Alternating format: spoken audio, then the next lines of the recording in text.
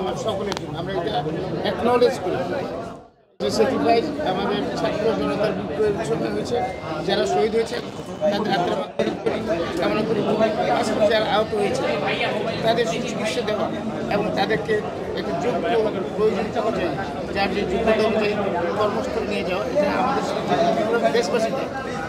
আমাদের বিএনপির দায়িত্ব আছে, দেশবাসীর দায়িত্ব। বর্তমান সরকার আমি জানি না কত কী করছে, আমরা আমাদের দায়িত্ব এসেছি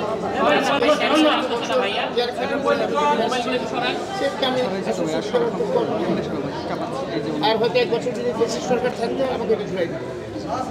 এটা ধারণা অনেকে করে আল্লাহ মালিক আল্লাহ ঘরে যাও, কিন্তু আমি তো মুক্ত অবস্থায় আমার একটা দায়িত্ব আছে। আমার দলও আমার সাথে কথা হয়েছে, আমার নেতার সাথে কথা হয়েছে, ওনার আন্তরিকতা আপনারা নিয়ে করতে আপনারা দেখবেন একটু ধৈর্য ধরতে আমাদের আশা করি ইনশাল্লাহ এদের জন্য আমাদের যারা ছোটো ভাই বোনরা যারা আহত হয়েছে সকলের প্রতি আমাদের অনেক দায়িত্ব আছে। ভাই আপনাকে কাছে পেয়ে ওরা কোনো আক্ষেপ জানালো কিনা?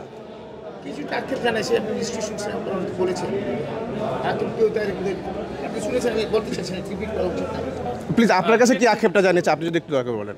সেটা আমি আপনার কাছে আপনি শুনছেন, আমার কাছে শুনেন না।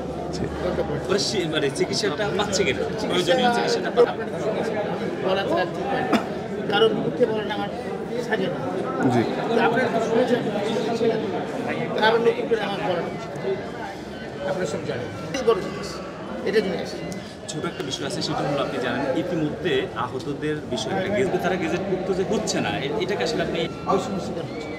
এখন এটাকে সরকার যারা দায়িত্ব প্রাপ্ত ব্যক্তি আছে এটাকে এবং দেখুন ওরা সঠিকভাবে নির্ধারণ করতে তারা তারা আহত সেই জিনিসটা করতে হবে, তাদের জন্য দায়িত্ব বর্তমান সরকার এবং সরকারের সেটা করা উচিত বলে আমি সরকারকে আহ্বান জানাবো। আপনারা দ্রুত যে কথা আসছে এখানে সেই কথাটি আপনারা নজর দেবেন, দেখবেন এবং এটা সুব্যবস্থা করবেন।